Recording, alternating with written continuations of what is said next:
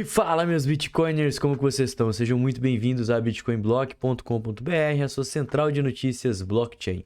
Eu sou o Arthur do canal Cripto, trazendo mais um primeiro bloco de notícias, que é um quadro que eu faço aqui no canal, comentando as notícias mais importantes, relevantes, que estão acontecendo nas criptomoedas e no mundo. E como sempre, antes de começar, eu queria te pedir aquele like, isso é muito importante. Isso faz o YouTube recomendar o nosso conteúdo para outros usuários.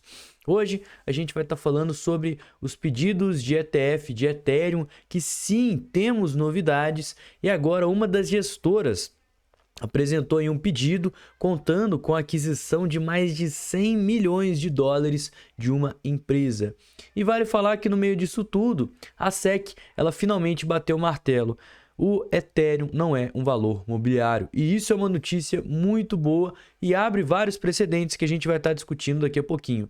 Além do mais, tem uma corretora muito grande, muito famosa, que tinha um erro gravíssimo, que resultou numa violação aí de quase 15 milhões de reais. Felizmente esse erro já foi aí resolvido, mas essa corretora provavelmente muitos de vocês devem ter conta lá nela, então a gente vai comentar um pouco mais sobre essa questão. E vamos falar sobre o caso, né, da mineradora ilegal aqui do Brasil, que foi fechada pela Polícia Civil lá do Rio Grande do Sul. Então não esquece de deixar o like, verificar a sua inscrição aqui no canal. E antes de mais nada, minha garganta tá bem ruim, viu, pessoal? Então, se eu precisar dar uma pausa aqui, desculpa qualquer coisa. Eu devo dar uma tossida aqui no meio do vídeo.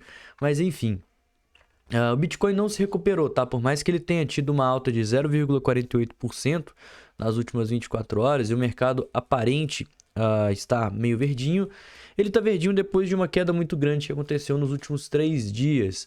Então, ele subiu com relação às últimas 24 horas, mas com base no final de semana e na última semana também, ele ainda está em baixa. Se a gente puxar aqui o gráfico, por exemplo, né, a movimentação de 7 dias do mercado, não sei se atualizou aqui, mas também se não atualizou, provavelmente está errado, tá, pessoal? Porque há 7 dias atrás o Bitcoin não estava nos 65 mil dólares.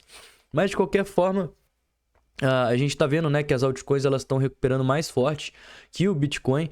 Provavelmente por conta dessa notícia, não só do ETF de Ethereum, mas também da SEC ter considerado o Ethereum como uma commodity, que abre precedente para outras criptos similares serem consideradas também, como a Solana, que é a principal cotada aí para estar sendo a próxima a ser lançado o ETF.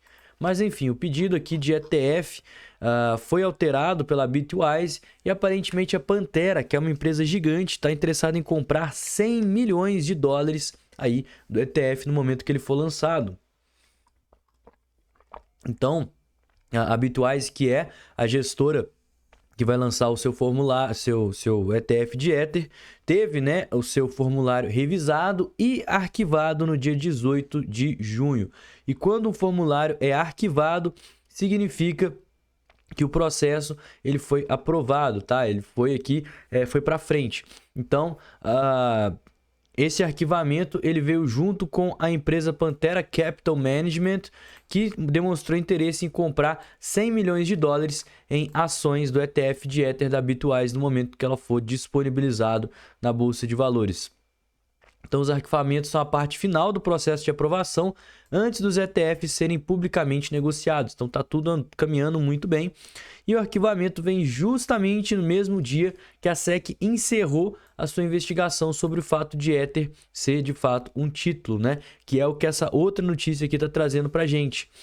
A SEC, ela encerrou essa investigação sobre o processo, né, do Ethereum ser ou não um valor mobiliário. E considerando, né, que o Ethereum 2.0, ou seja, o Ethereum na sua forma de stake, não é uma commodity, né? Não é um valor mobiliário. Então isso significa que a SEC não vai apresentar acusações com relação às transações de Ethereum. E isso é muito bom, porque, igual eu falei, não só tira o Ethereum do meio de vários processos polêmicos, que inclusive já estavam praticamente todos encerrados no momento que o ETF foi aprovado, mas também traz precedentes para outras criptomoedas similares tomarem aí o mesmo rumo, né? Tal como a Solana, a ADA, Cardano. Acho que a única que ainda está com algum certo tipo de problema é a XRP, mas que recentemente teve um belo avanço no seu processo contra a SEC e está tudo indicando que também vai conseguir passar por cima. Então, a CoinSense, que é uma desenvolvedora da Ethereum, uma das maiores desenvolvedoras da Ethereum, confirmou publicamente aí que a decisão da SEC veio depois dela estar enviando uma carta da a SEC, né, a Agência Imobiliária dos Estados Unidos, no dia 7 de junho, perguntando sobre a investigação com o Ether. Uma vez que os ETFs foram aprovados já há algum tempo e a SEC não tinha se pronunciado se de fato o Ether ia ser uma commodity ou um valor mobiliário. Então, depois dessa carta da CoinSense para a SEC deu sua resposta oficial, confirmando, né, que o Ethereum é baseado em uma commodity, ou seja, não é um valor mobiliário, e por isso ele foi aprovado, né? Vale falar que desde 2013, tanto a SEC quanto o Gary Gensler, eles vinham aí trazendo ações, né, contra várias criptomoedas, dentre elas o Ethereum, afirmando que eles eram valores mobiliários. Isso já vem acontecendo há quase 2 anos. Infelizmente, essa batalha finalmente acabou. Então, eu acredito que os próximos passos referentes às demais criptomoedas é que os processos que elas venham sofrendo acabem por serem resolvidos, serem sanados, né? E, consequentemente, isso melhore muito a questão da negociação interna de criptomoedas lá nos Estados Unidos. Não falando necessariamente de ETFs, tá?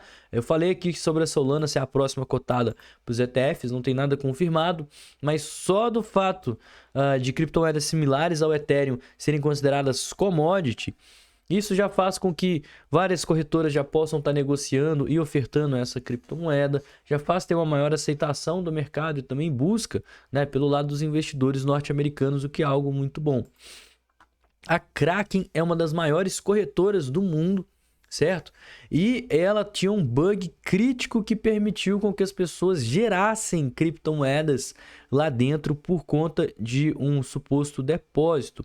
Então, esse bug ele veio ao público nessa quarta-feira, dia 19, bastante recente, por conta de um hacker, que ele descobriu esse bug e reportou a Coinbase, né? Então ele foi um white hat hacker, um hacker do bem. Então, segundo informado pelo Nick Percoco, que é o diretor de segurança da Kraken, um atacante mal intencionado, ele fazia um depósito na plataforma e aí os fundos eles já estavam disponíveis para negociação antes de ter uma confirmação na blockchain. Então, com isso, se a pessoa, nesse meio tempo, negociasse esse saldo, ela poderia negociar, sacar antes de ter uma confirmação da blockchain e, consequentemente, levar esse saldo para outra corretora. Então, ela meio que roubou o dinheiro da Kraken, né? Ela não criou criptomoedas do nada. A Kraken que depositou aquelas supostas criptomoedas sem que a transação tivesse sido confirmada. Então, nesse bug aí, pessoas mal intencionadas poderiam simplesmente fazer uma espécie de transferência. E depois que essa transferência foi para a blockchain e ainda não foi confirmada, ela podia, por exemplo, pegar aquele dinheiro, negociar, sacar, enfim, aproveitar dessa vulnerabilidade nesse curto espaço de tempo. Vale falar que nenhum cliente ficou em risco, nenhum capital de cliente foi violado, né? Porém, essa falha ela resultou aí em 3 milhões de dólares, né? Algo próximo aí a 15 milhões de reais, 16 milhões de reais, sendo retirados das contas da Kraken. E isso até levou a um problema um pouquinho maior, né? Essa falha ela foi corrigida bem rápida quando veio à tona, em mais ou menos 47 minutos. E é justamente isso, né? O bug ele permitia com que os usuários negociassem criptomoedas antes dos depósitos serem confirmados e 3 contas abusaram da falha. O primeiro foi o indivíduo que descobriu e relatou esse bug. Ele creditou $4 ali de criptomoedas na sua conta só para divulgar isso para a Kraken, que era um problema para a Kraken resolver, enquanto outras pessoas que supostamente esse white hat hacker divulgou esse bug, já aproveitaram aí da falha, possuindo uma vulnerabilidade, né, fazendo um ataque de cerca de 3 milhões para a corretora. Por que aconteceu isso? Primeiro que o primeiro hacker que descobriu e fez essa vulnerabilidade de $4, ele estava em busca da recompensa por bugs da Kraken.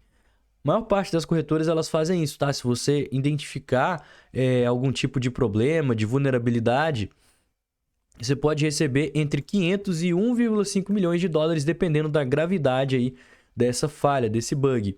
Porém, os hackers que fizeram essa violação de 3 milhões de dólares não quiseram devolver esse dinheiro e, inclusive, falaram que querem aceitar outros termos além desses, que eles estão achando 1,5 milhão pouco. Bom, essa novela ainda não foi finalizada e, de qualquer forma, o problema já foi corrigido, tá? Mas ainda assim, é uma vulnerabilidade grave e eu acho que fica mais grave ainda quando a gente vê que é algo muito simples, né? É muito comum que as corretoras liberem o saldo só depois que a gente tem a confirmação on-chain. Então, a Kraken ela é um problema que é muito raro de acontecer em alguma corretora, ainda mais na magnitude da Kraken e que provavelmente não vai rolar nas demais, né? Pelo menos as que eu opero, hoje eu opero na BingX. Todo depósito que você faz, você precisa de um número mínimo de confirmações da blockchain para que tenha certeza de que aquele depósito é legítimo, não houve um gasto duplo, nem nada do tipo. E por último, vamos falar aqui da polícia que fechou a mineradora clandestina lá no Rio Grande do Sul, que faturava 400 mil reais por mês e tinha um gato de 100 mil reais, né?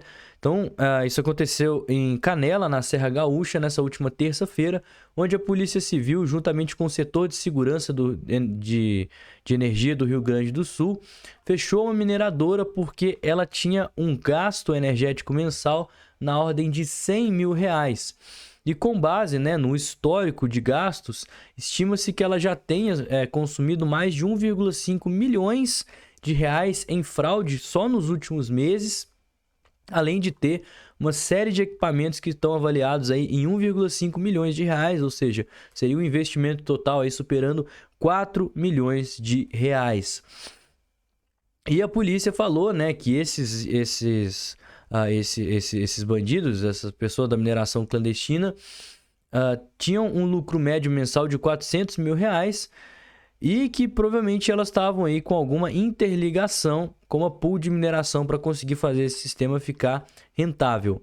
Aqui a gente já cai para aquela questão. Eu não acho que uma pool de mineração desse tamanho, clandestina, consumindo um gato aí de 100 mil reais, consiga ter energia suficiente para tirar 400 mil por mês. Eu não sei de onde aí que esse lucro médio foi calculado, né? Ainda mais porque o investimento de 1,5 milhões de reais em equipamento, em maquinário, não dá para você ter um poder computacional forte o bastante para você tirar 400 mil reais por mês, né? Justamente por isso que a mineração de criptomoedas, de Bitcoin especificamente falando, aqui no Brasil, não costuma ser viável, tá? Porque se você tentar ser um minerador solo, a probabilidade de você conseguir fechando um bloco sozinho e tendo a recompensa é muito pequena. E se você entrar para uma pool de mineração, a quantidade de poder computacional que você vai estar cedendo ali para a pool de mineração, proporcionalmente falando, você não vai conseguir receber um valor de 400 mil, investindo apenas 1,5 milhão e gastando 100 mil reais aí de energia elétrica. Sem falar, né, que agora com o halving, boa parte dessas máquinas vão ficar obsoletas, né? Não vão render a quantidade de grana que rendia antes do halving. E a tendência, né, é que isso acabe inviabilizando a mineração aqui no Brasil ainda mais, até mesmo porque o custo para você importar essas máquinas de mineração é altíssimo. Galera, para fechar o vídeo aqui, tô dando até uns cortes porque realmente eu tenho que parar para dar uma respirada aqui, a garganta ela seca mesmo. Mas análise rapidinha do Bitcoin. A gente segue numa tendência de baixa no gráfico diário. Igual eu comentei com vocês, as médias elas foram cruzadas de forma descendente, né?